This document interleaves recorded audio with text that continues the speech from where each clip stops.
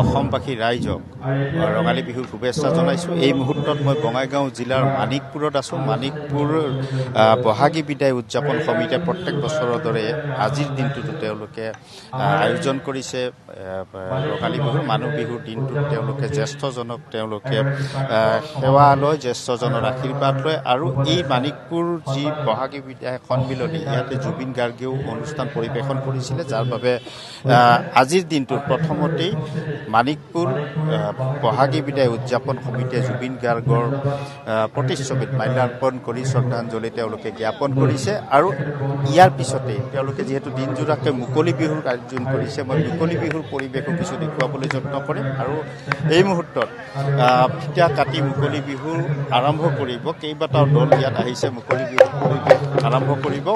মই বিহুৰ পৰিৱেশ এই মুহূৰ্তত কিছু দেখুৱাবলৈ যত্ন কৰিম মানিকপুৰৰ পৰা।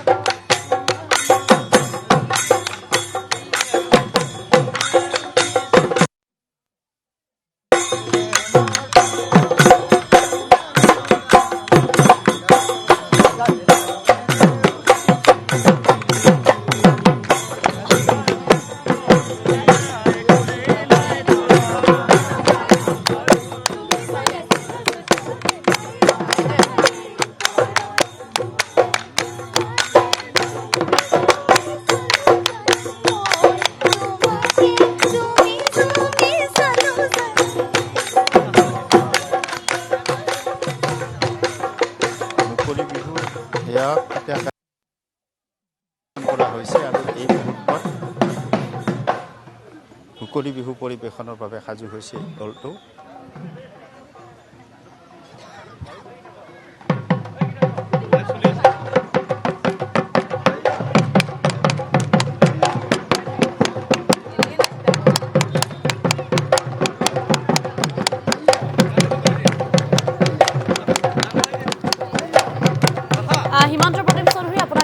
ধন্যবাদ জ্ঞাপন কৰিছোঁ। পৰৱৰ্তী সময়ছোৱাত পুনৰ যাম, আমি পৰিৱেশসমূহ দেখুৱাম। আৰু এনেদৰে ৰাজ্যৰ বিভিন্ন প্ৰান্তে প্ৰান্তে দেখিবলৈ পোৱা গৈছে ব্যাপক উৎসাহ উদ্দীপনা ৰঙালী বিহুৰ উপলক্ষে।